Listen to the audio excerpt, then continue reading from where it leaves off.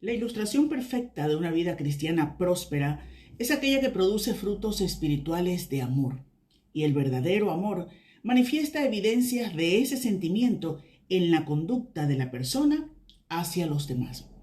Aunque hablar de amor parece estar de moda, para los creyentes el amor tiene otro nivel. No se trata de simplemente hablar y luego no aplicarlo en la vida misma.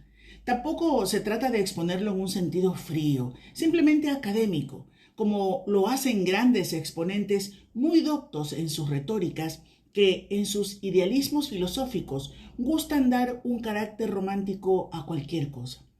A diario escuchamos y vemos en las redes sociales o en cualquier medio de comunicación expresiones bonitas, con mensajes de amor, con palabras que pueden impactar momentáneamente nuestro sentir, pero en realidad se trata de algo que solo ha tocado nuestro intelecto y a la vez ha hecho una pequeña grieta en nuestras emociones. Cuando creemos en Jesucristo como nuestro Señor y Salvador, conocemos la obra más grande de amor, del amor perfecto, y el Espíritu Santo lleva a cabo en nosotros una transformación conforme nos alimentamos de la palabra de Dios. Y en nuestra nueva naturaleza somos capacitados para saber hacer lo que Dios quiere que hagamos. Somos capacitados para vivir, no mirando cada uno por lo suyo propio, sino cada cual también por lo de los otros. El Espíritu pone en nosotros ese sentir que hubo también en Cristo Jesús. Lo dice Filipenses capítulo 2, versículos 4 y 5. La parábola del buen samaritano, que se encuentra en Lucas capítulo 10, versículos del 25 al 37, nos habla de ese amor genuino, de ese amor que hace que nuestra vida encaje con aquello que mora en nuestro interior, el Santo Espíritu de Dios. Y es ese latir del amor de Cristo que produce amor aún por los desconocidos. Dice la Escritura que un intérprete de la ley se acercó a Jesús para probarle y le dijo: Maestro, ¿haciendo qué cosa heredaré la vida eterna? Él le dijo: ¿qué está escrito en la ley? ¿Cómo lees? Aquel respondiendo dijo: amarás al Señor tu Dios con todo tu corazón, y con toda tu alma, y con todas tus fuerzas, y con toda tu mente, y a tu prójimo como a ti mismo. Y le dijo: bien has respondido, haz esto y vivirás. Pero él, queriendo justificarse a sí mismo, dijo a Jesús: ¿y quién es mi prójimo? A lo que respondió Jesús con la parábola del buen samaritano, diciendo que en el camino a Jericó se encuentra un hombre que ha sido atacado, violentado al haber caído en manos de unos ladrones, quienes lo despojaron de sus bienes e hiriéndole se fueron, dejándole medio muerto. Dice la Escritura que por ese camino pasaron primero un sacerdote y después un levita, ambos dedicados a las labores del templo, es decir, dos hombres pertenecientes a una comunidad religiosa, reconocidos por todos como ministros de Dios. Pero cada uno, al ver a este hombre mal herido, en medio de ese camino del desierto, abandonado a la intemperie, cada uno hizo caso omiso ante el sufrimiento de este pobre hombre herido, y decidiendo no involucrarse, siguieron de largo. Sin embargo, por ese mismo camino pasó un hombre de Samaria, es decir, alguien que pertenecía a una etnia despreciada por los judíos.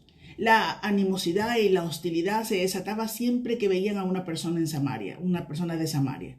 Pero este hombre, a quien el Señor lo reconoce como buen samaritano, se acercó al hombre, cuidó de él, lo vendó, lo llevó a una posada y pagó sus gastos. Es decir, lo ve y se involucra. Se preocupa en eliminar el dolor y el sufrimiento de este hombre. Entonces entendemos que este es el verdadero acto de amor, uno que actúa, que interfiere, ve una necesidad y la satisface. Esto va más allá del amor emocional, es otro nivel. Es un amor que se conmueve por el sufrimiento de otros, que produce misericordia. La misericordia no es indiferente ni insensible ante el padecimiento del prójimo. no es estoica, se mueve, actúa.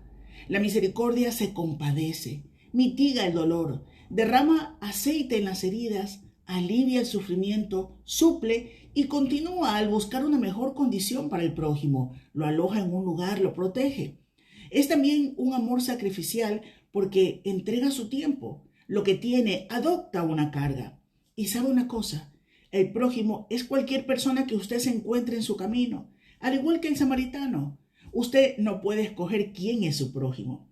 Dijo Jesús en el Sermón del Monte, porque si amáis a los que os aman, ¿qué recompensa tendréis? ¿No hacen también lo mismo los publicanos? Se encuentra en Mateo 5, versículo 46. Los seguidores de Cristo debemos distinguirnos en toda nuestra manera de vivir. El amor cristiano que produce misericordia, bondad, mansedumbre, benignidad, servicio, debe ser visto no solo por los de su casa, sino también por los extraños, en la calle, en su trabajo, en su vecindario, en la comunidad de su iglesia, en cualquier parte de la sociedad.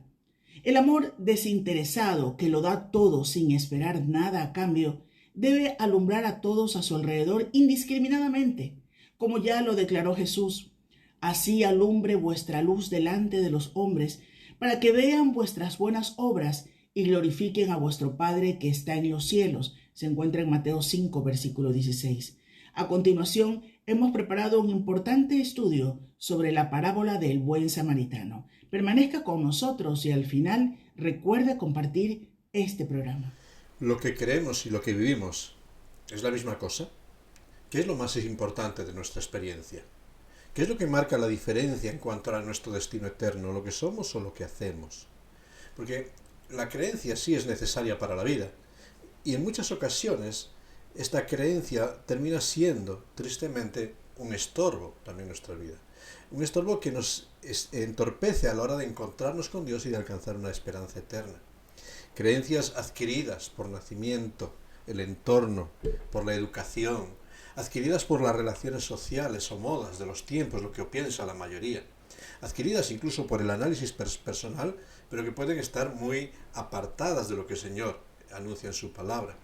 Son estas creencias, estos credos personales, los que nos posicionan como excusa en muchas ocasiones a la hora de presentarnos delante de las invitaciones del Creador, de las invitaciones de Dios por medio de su palabra. Y empezamos a justificarnos en que yo creo esto, yo creo aquello, y dejamos de escuchar la voz de aquel que es la verdad. Un error contemporáneo, actual, es aquel que afirma que la creencia, esa identidad espiritual de cada uno es para la vida privada. Como si el ser humano estuviese compuesto por compartimentos estancos, uno para casa y otro para la calle. Casi se nos llama en el día de hoy a que en nuestra casa hagamos lo que queramos, pero en la sociedad aquello que se demanda de nosotros. Lo cual sería como una negación de nuestra identidad y de nuestro credo. Esta dualidad del ser humano es la que en tantas ocasiones nos lleva a vivir en un mundo en base a las creencias de otros, sin asumir nuestros compromisos personales. Tenemos delante de nosotros una historia muy conocida, como es la historia del buen samaritano, en donde nos vamos a encontrar a un hombre de creencias firmes, un escriba, un doctor de la ley, una persona que conocía las demandas de Dios, una persona que en muchas ocasiones podemos ver como un jurista dentro del ambiente judío, una persona que creía en la existencia de un Dios, que creía en la revelación dada por este Dios, que creía en el judaísmo como modo de agradar a Dios. Pero al final su vivencia poco tenía que ver con lo que afirmaba, que es lo importante, lo que crees o lo que vives. Cuando ponemos esta historia en su trasfondo, nos encontramos con que, en primer lugar, vemos que Jesús había enviado a 70 personas a predicar. 70 personas sencillas, sin reputación dentro del judaísmo, sin ningún título. Personas que, a ojos de sus contemporáneos, no tenían cualificaciones. A ojos de los líderes espirituales no eran reconocidos. Sin embargo, venían exultantes y gozosos porque habían experimentado el poder de Dios manifestándose a través del mensaje que comunicaban. Y cuando llegan a Jesús, Jesús les tiene que decir, en este capítulo 10, versículo 20 de Lucas, no regocijéis de que los espíritus se os sujetan, regocijaos de que vuestros nombres están escritos en los cielos. Esta afirmación de Jesús a aquellos hombres sencillos es la que posiblemente produce la reacción del escriba. Seguramente este escriba conocía a muchas de aquellas personas, conocía su vida, no eran líderes nacionales, y sin embargo Jesús estaba diciendo que sus nombres estaban escritos en los cielos. ¿Cómo podía ser esto? El escriba se encontraba totalmente bloqueado, y por eso hace una pregunta a Jesús, versículo 25, una pregunta engañosa y capciosa. Y le pregunta: Maestro, ¿haciendo qué cosa heredaré la vida eterna? La pregunta que estaba formulando es una de las preguntas más importantes que cada ser humano podemos formularnos. ¿Qué debemos hacer para alcanzar la vida eterna? Quizás este vocablo hacer en este pasaje nos lleva a pensar en obras que salvan, pero el término que se aplica en todo este pasaje tiene que ver más con el carácter de la persona que con la obra en sí. Lo que se enfatiza es qué clase de persona debo de ser, cuál debe de ser la creencia que se manifiesta en mi vida personal para alcanzar la vida eterna. Es como el escriba dice: pero mira, personas sin formación, personas con un carácter quizás disoluto, y que dices que sus nombres están escritos en el libro de la vida. Entonces, ¿qué carácter debo de tener yo para heredar la vida eterna? ¿Qué carácter debo de tener?, decía el escriba. Conocía las leyes. Y viendo aquellos 70 seguramente encontraba en ellos todo tipo de argumentos para decir: pero tú, mira cómo has transgredido la ley en este punto, en este y en este. Y a veces somos muy dados a juzgar a las personas así. Y si estos que son tan malos, entonces ¿qué se hará conmigo? Y a veces esta excusa la ponemos delante de Dios para decir: yo no soy tan malo como fulanito o menganito. Yo observo bastante bien la ley. Y estas preguntas vuelven a resonar aquí. El orgullo de la creencia que no mueve la vida es la que está resonando aquí. Y Jesús le reta. Dice el versículo 26: ¿qué está escrito en la ley? Tú que eres conocedor de la ley, ¿qué lees? Y realmente le estaba confrontando con algo que seguramente iba dentro del vestuario de aquel escriba. Los responsables, escribas, los responsables del pueblo solían llevar unas pequeñas cajitas cuadradas hechas con pieles de animales, dentro de los cuales se guardaban pasajes de la ley, pasajes importantes de la ley, escritos en pergaminos. Los judíos religiosos se la ataban al brazo y a la cadera a la cabeza con tiras de cuero. Estas tiras las usaban a forma de oración matinal, en muchas ocasiones, filacterias que se llamaban, de color negro, que variaban de tamaño en muchos momentos, y que realmente eran como amuletos que estaban usando. Quizás hoy en día lo podríamos pensar en personas que llevan crucifijos o todo tipo de amuletos encima para ser protegidos por los santos. Una especie de talismán para aquellos judíos. Entonces Jesús está preguntando: a ver, tú que llevas atado a tu piel la ley, que llevas ese crucifijo encima, que llevas ese amuleto, ¿qué significa para ti? ¿Qué lees? Porque aquello que sabes es lo que el Señor te demanda vivir. Justo estaba retando al escriba a decir: a ver, ¿qué conoces de la ley? Y este escriba, como buen académico, como buen doctor de la ley, da una respuesta muy académica. Leemos en el versículo 27. Aquel respondió: amarás al Señor tu Dios con todo tu corazón, con toda tu alma, con todas tus fuerzas y con toda tu mente, y a tu prójimo como a ti mismo. Académico, ¿verdad? Esto es lo que Dios pide. Que pongas a Dios en primer lugar de tu actividad mental y moral, todos los elementos racionales, tu corazón, todo lo que tú eres, todo lo que piensas, primer pensamiento para Dios. Con toda tu alma, con todo lo que eres, la vida física, con todas sus situaciones, en cualquier momento, no culpes a Dios, sino busca a Dios y ámale en lo bueno y en lo malo. Con toda tu fuerza, con todas tus capacidades y recursos que tienes para subsistir, todo cuanto tienes, ponlo al servicio de Dios. Con toda tu mente, con todo lo que son las meditaciones, reflexiones, lo que te encamina, las ilusiones, con todo cuanto anhelas ser. ¿Qué significa esto? Amar a Dios es ponerle en primer lugar, en darle la prioridad en todo en la vida, depositar toda la confianza en Él, obedecerle, creer su palabra, ponerla en práctica, de tal manera que Dios pasa a ser la base de mi creencia, no la religión, no la tradición, no la opinión de otros, sino Dios y su obra en mí. Entonces, fíjate, Académicamente sabía esta primera parte de la ley. Y añade la segunda parte también. Y a tu prójimo como a ti mismo. Es fácil decir que amamos a Dios, pero como plantea el apóstol Juan, ¿cómo puedes decir que amas a Dios al que no has visto y no eres capaz de perdonar a tu hermano que tienes delante de ti? Es incongruente decir que amas a Dios y murmurar, desacreditar, desatender, no empatizar con la persona que estás viendo a tu lado cada día. Ahí el Señor le confronta. Y el Señor le va a decir, muy bien, muy buena respuesta académica. Versículo 28. Bien has respondido, estás aprobado, tienes conocimiento de la ley. Hazlo y vivirás. Ponlo en práctica. El llamado constante de la Escritura, que el escriba conocía era buscar a Dios y sus mandamientos. Pero el llamado constante de la Escritura es obedecer y vivir las demandas de Dios. Lee los Salmos 69, versículo 32, Proverbios 7.2, Isaías 55.3, Jeremías 38.20, etc. Constantemente Dios dice, búscame, obedéceme y tendrás la vida. No estaba diciendo nada nuevo. Sin embargo, hay un problema. Y empiezan las excusas. Y estas excusas que tantas veces queremos hacer. Hay un dicho popular que dice que quien se excusa, se acusa. Y aquí tenemos a este hombre que queriendo justificarse, dice el versículo 29, delante de Jesús, queriendo quedar bien, con una actitud hipócrita, queriendo manifestar su justicia, su rectitud, incapaz de reconocer que en él había imperfección, hace una pregunta absurda, una excusa absurda. Bueno, Señor, ¿y quién es mi prójimo? Bueno, para nosotros puede parecer absurda esta respuesta de quién es el cercano a mí.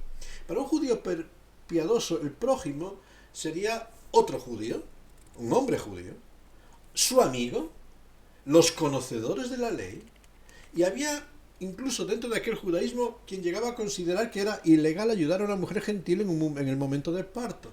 Pues esto suponía ayudar a que un nuevo gentil llegase al mundo. Hasta tal punto era el absurdo que sus cercanos estaban muy limitados. En demasiadas ocasiones, cuando Dios nos confronta, empezamos a poner excusas. Y encontramos, igual que el escriba, que ante el mensaje de Dios, de su evangelio, empezamos a poner excusas de lo que creemos, de lo que siempre hemos vivido, de las interpretaciones de la tradición, pero no de la vivencia. Y Cristo sigue llamándonos a algo muy sencillo. Cree y serás salvo.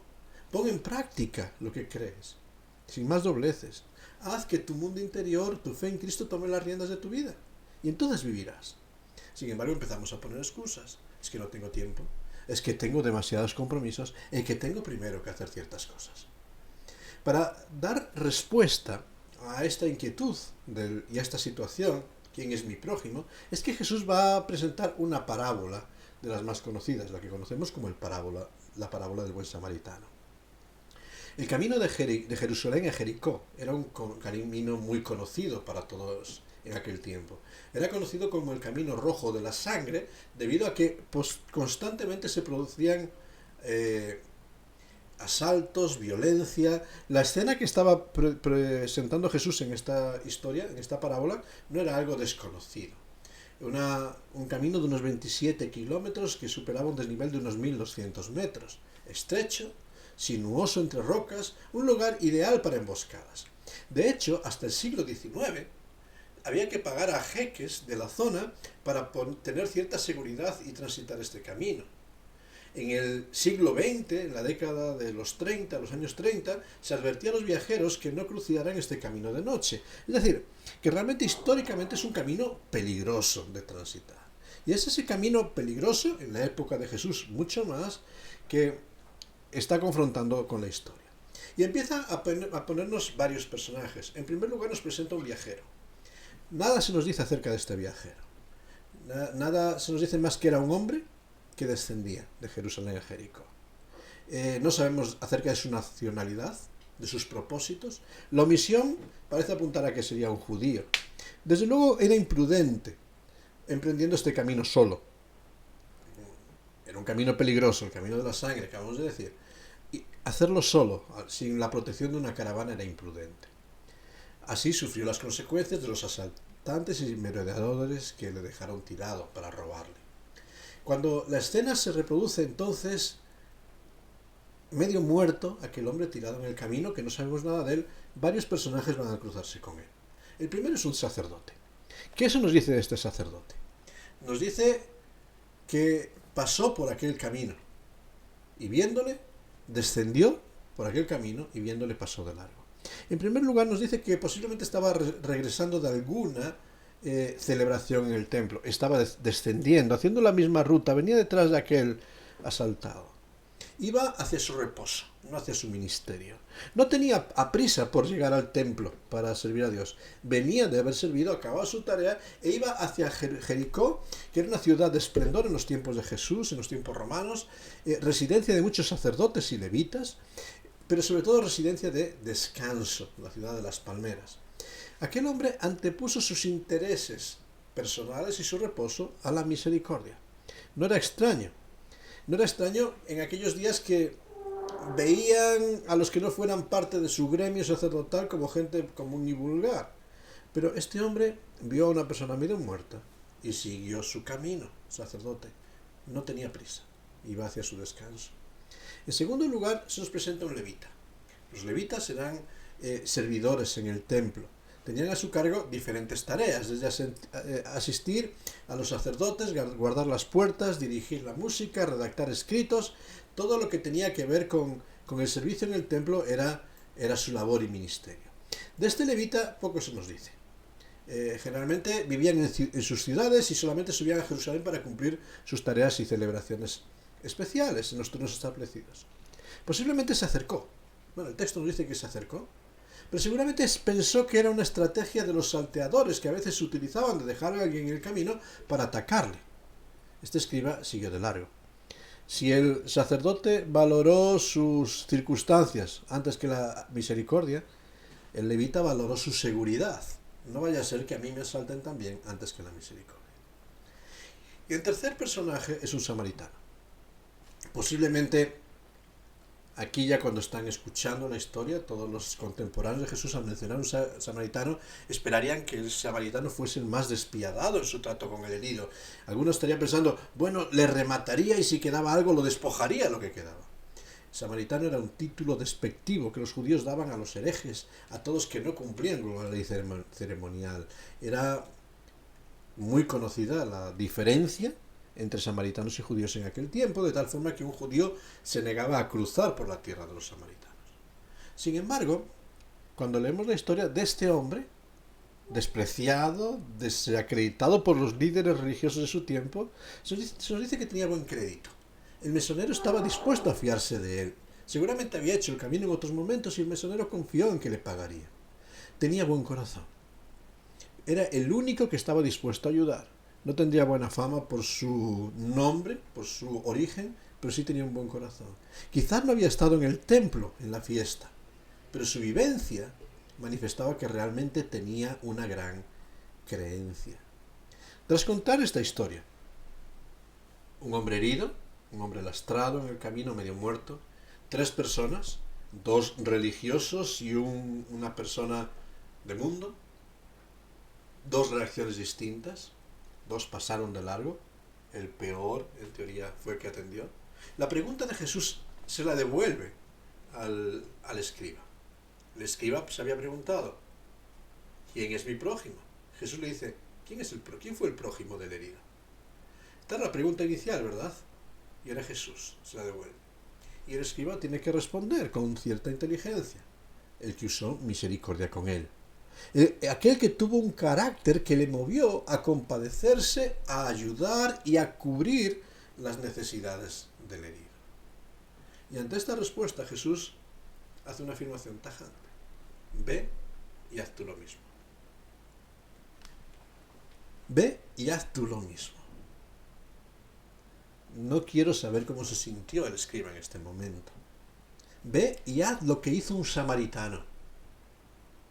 No vivas solo con creencias, con ideas aprendidas y amuletos, sino pon en práctica lo que crees.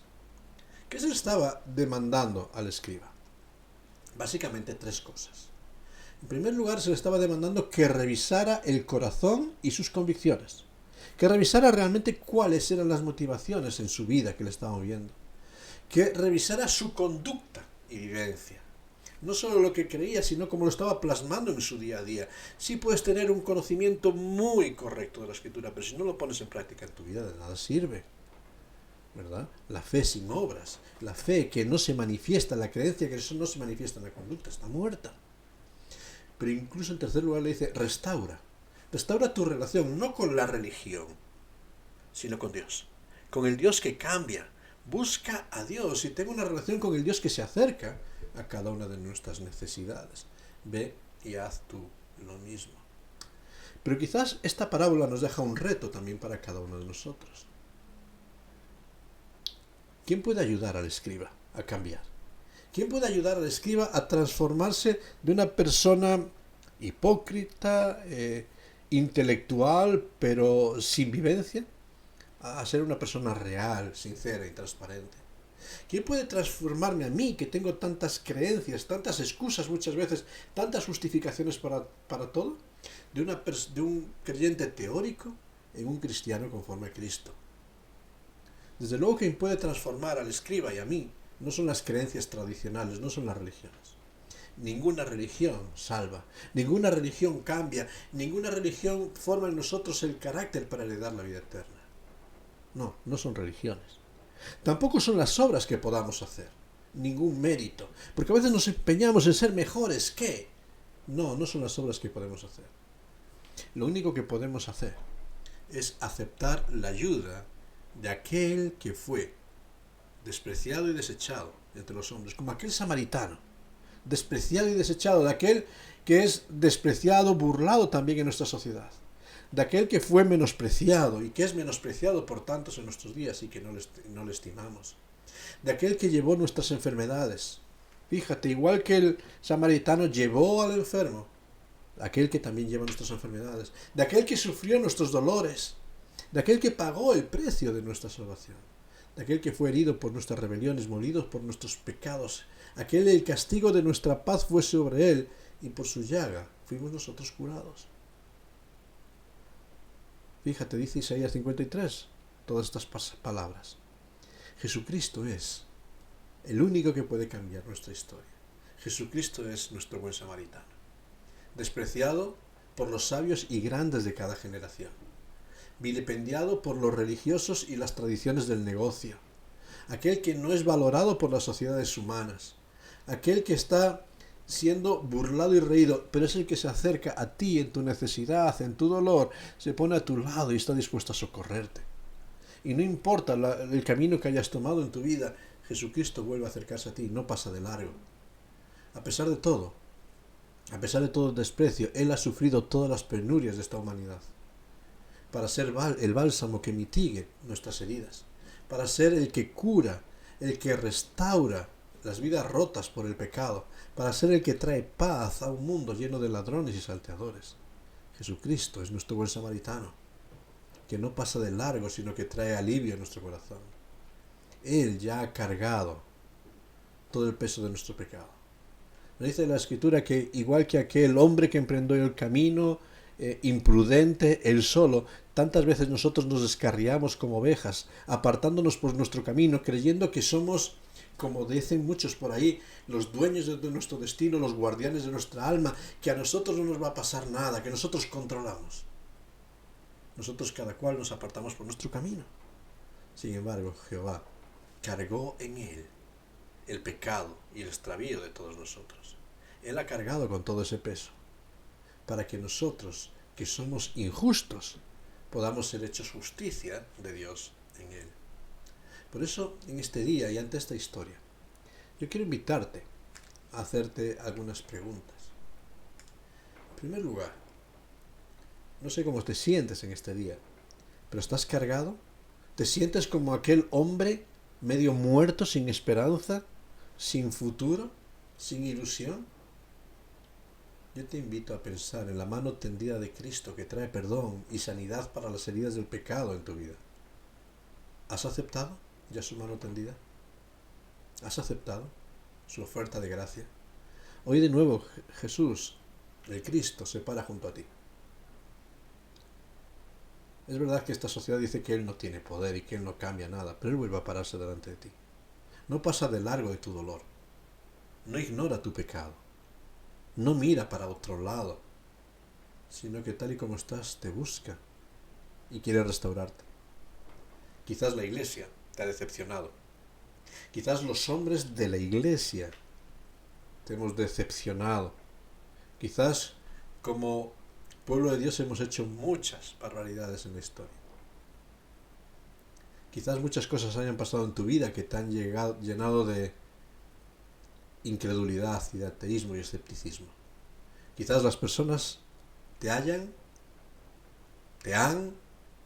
y te seguirán decepcionando. Pero Cristo para a tu lado y te ofrece salvación. Y Él nunca defrauda, porque Él sana todas las heridas. Por eso, sin saber dónde estás en este día, te pregunto, ¿has aceptado la mano tendida de Cristo y su perdón? No mires a las iglesias, no mires a personas, no mires a personas que debiendo de ser otra cosa, como aquel sacerdote o aquel escriba o aquel levita, en muchas ocasiones terminamos siendo insensibles por nuestra hipocresía, nuestro engaño y nuestra arrogancia. Mira a Cristo, porque solamente Él puede cambiar tu historia. Él es el buen samaritano que cambia tu corazón. Que Dios te bendiga y en este día no mires para otro lado. Cristo está a tu lado, quiere cambiar tu historia. Acepta su gracia.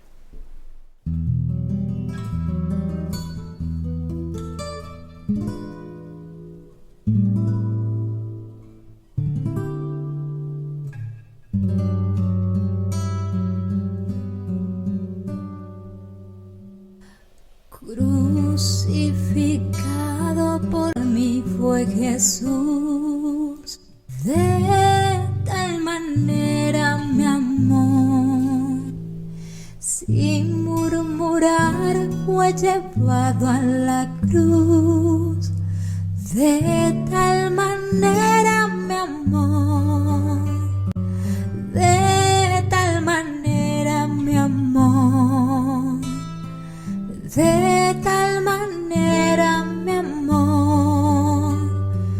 Cristo en la cruz del Calvario murió, de tal manera me amó.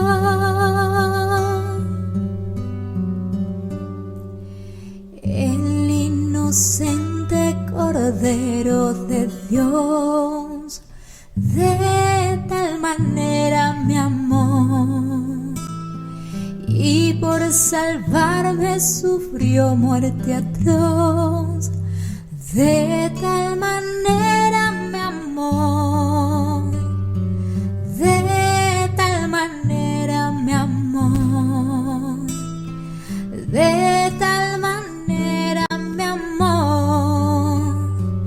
Cristo en la cruz del Calvario murió, de tal manera me amó,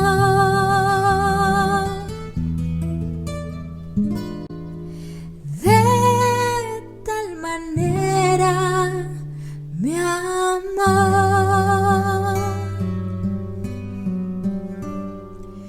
En mi lugar padeció aflicción, de tal manera me amó, ya consumó mi eterna salvación, de tal manera me amó, de tal manera me amó, de tal manera me amó. Cristo en la cruz del Calvario murió, de tal manera me amó,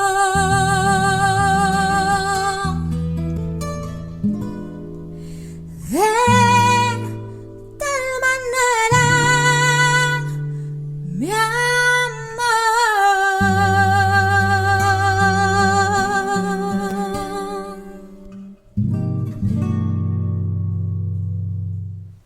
Qué qué hermoso es el amor de aquel que nos dice que nos ama con un amor eterno e inquebrantable, un amor que le hizo acercarse a nuestra necesidad, involucrarse con nosotros y restaurar nuestras vidas.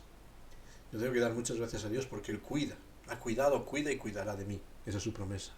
Muchas gracias porque aún siendo imperfecto puedo decir que tengo vida.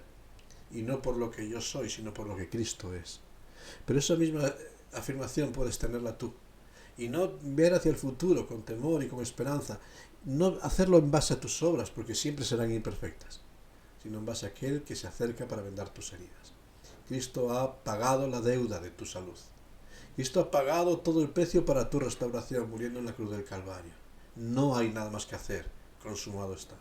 Ahora solamente toca aceptar su regalo, aceptar su gracia, y decir: Señor, sé propicio a mí, acéptame a mí que soy pecador, restáurame y renuévame. Y Él dice que al que a mí viene, no le echo fuera. Vendrás hoy a la voz de Cristo, aceptarás su llamado, Él vuelve a estar a tu lado, Él sigue hablándote. Ahora te toca responder.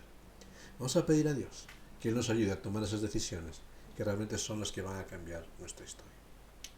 Gracias, Padre, porque viendo nuestro pecado, viendo nuestra rebelión, nuestra necesidad, tú no pasaste de largo. Tú te paraste al lado de cada uno de nosotros, tú miras nuestra necesidad y tiendes tu mano para socorrernos. Gracias porque tú has llevado todas nuestras enfermedades y dolores, porque tú has cargado con todo el peso de nuestro pecado para que nosotros, injustos y pecadores, podamos ser hechos justos por medio de tu sangre derramada por nosotros, porque tu sangre nos limpia de todo pecado. Gracias, Señor, porque podemos ver que tú eres nuestro sanador, el que venda todas nuestras heridas. Gracias por tanta bendición que tenemos en ti.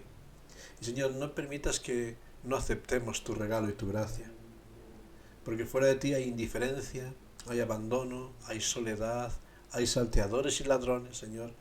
Ayúdanos a ver que solamente tú eres el que restaura nuestras vidas. Solamente en ti hay esperanza y vida eterna. Padre Celestial, gracias por lo que nos has dado. Y ayúdanos ahora a aceptar ese regalo, no dejar que pase de largo, sino tomarlo para nosotros y vivirlo, no en nuestras creencias, sino en nuestra práctica cotidiana. Perdónanos por tantos momentos en que como el sacerdote o el levita hemos pasado de largo ante las necesidades de los que nos rodean. Y ayúdanos a ser sensibles, como tú lo has sido con nosotros. Te lo pedimos y te damos gracias en tu santo y bendito nombre. Amén. Que Dios te bendiga en todo este tiempo.